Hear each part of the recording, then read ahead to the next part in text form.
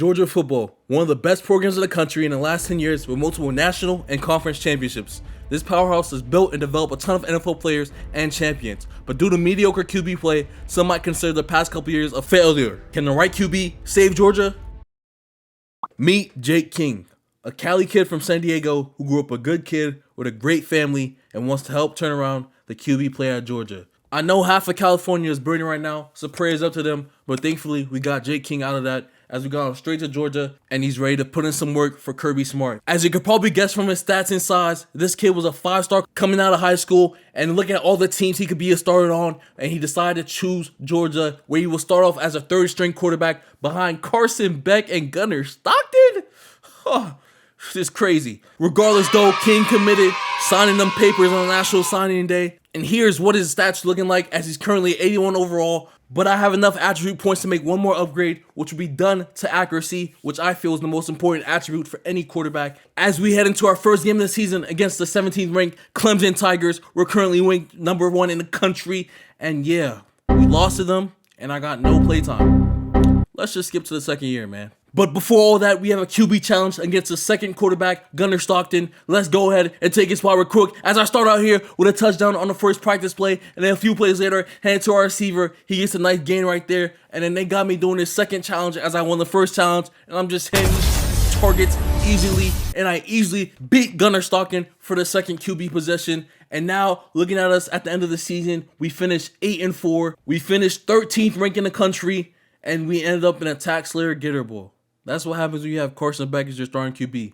But regardless though, this is the end of the first season. I'm looking at the transfer portal and looking at all these teams that want me. But I'm going to stay and stick it out with the Georgia Bulldogs as I committed here for a reason, and that was to save this program. And now checking out the depth chart, Carson Beck left, so that makes me automatically QB1. And look at our stats. It's pretty decent, but I know we'll be fine as we head into our first game here against the UCLA Bruins. We're in their stadium, in the Roseville Stadium. What a great atmosphere in stadium to have our first ever starting game in. As on 1st and 10 here, I am seeing no one open, so I get jiggy and go for a run and break that guy his a ankles. map. Where are you going? Oh my God, Chris move him. Broke his ankles like that. That was crazy on our first play right there. And then on 2nd and 9, I throw a dot to the end zone for our first touchdown ever. Oh my gosh, Jake King already playing better than Carson Beck.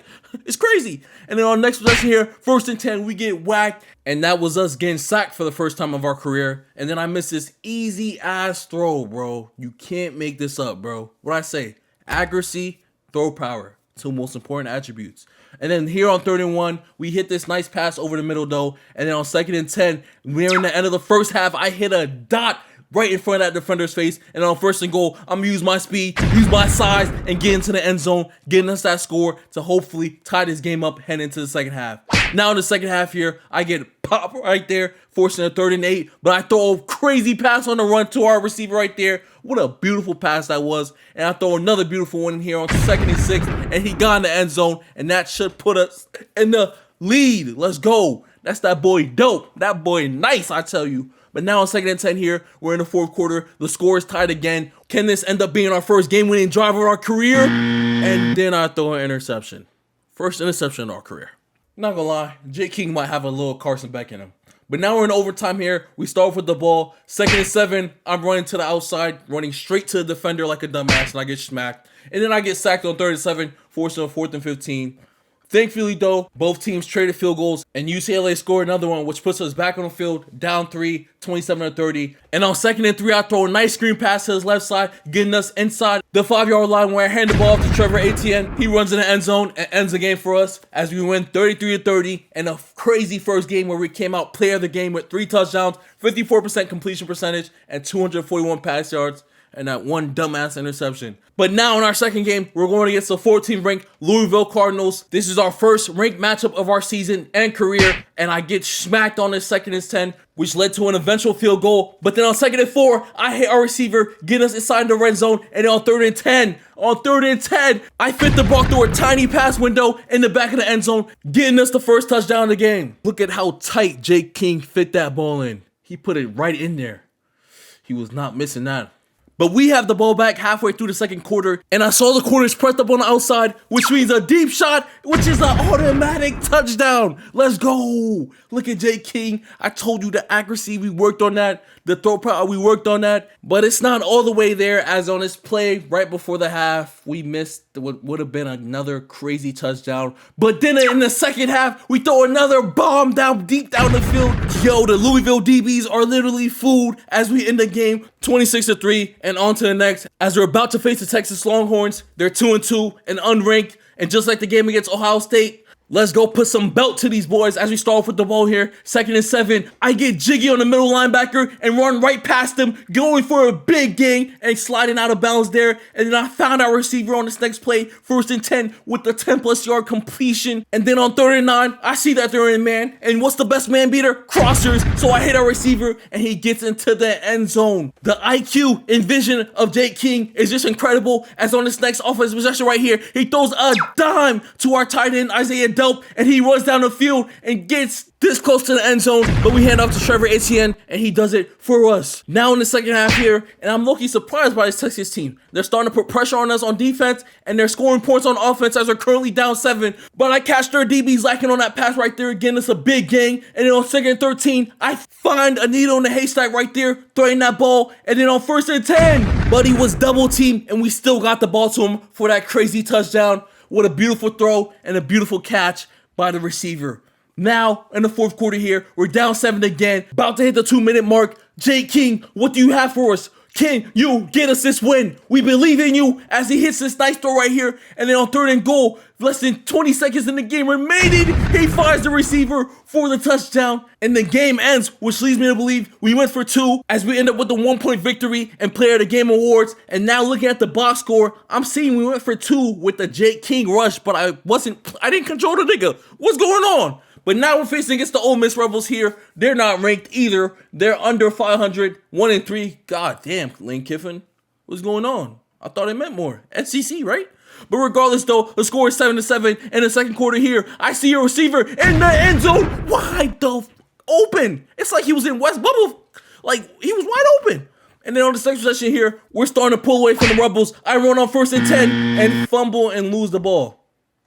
I think that might be my first fumble of the career. And then I throw this crazy interception on the screen pass. Not even interception. Pick 6. 26-yard pick 6. Would you believe that? That's gonna hurt. Like I said, I have a little Carson Beck in me. It's like the Venom. The Venom symbiote.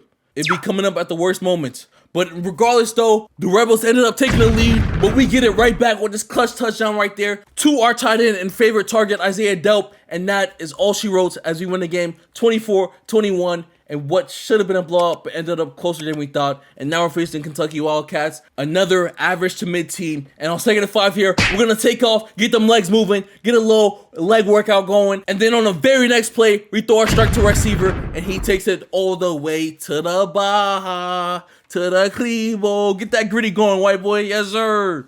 Now on 3rd and 7 on the second possession here, we throw an interception. And can we get him? No, we can't. Another pick 6.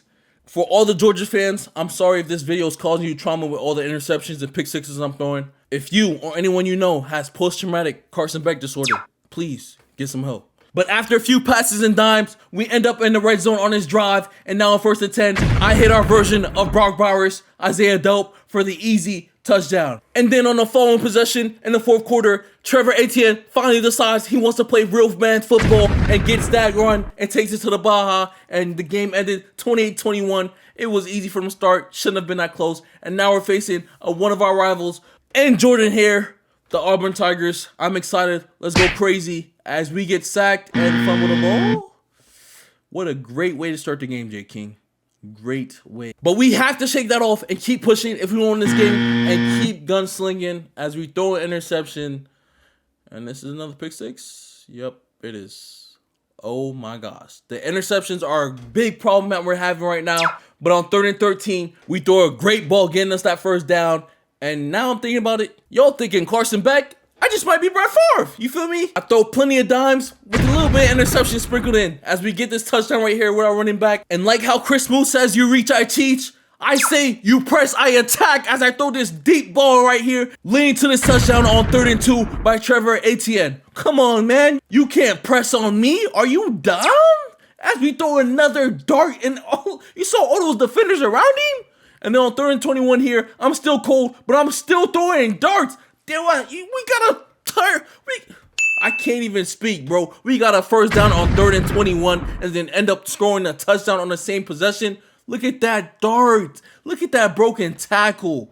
Our team is just playing wonderful right now as we take that kneel, run out the clock, end the game 28-17. This is what the conference things are looking like halfway through the season here. 6-0, 4-0 conference record, first in the country, third last week, but we're first now after that win over Auburn. And man, this is just looking beautiful as our next game will be against the Volunteers, but we'll be in the next video. I hope you guys enjoyed. Your boy King Henley. I'm gonna catch y'all. Stay safe.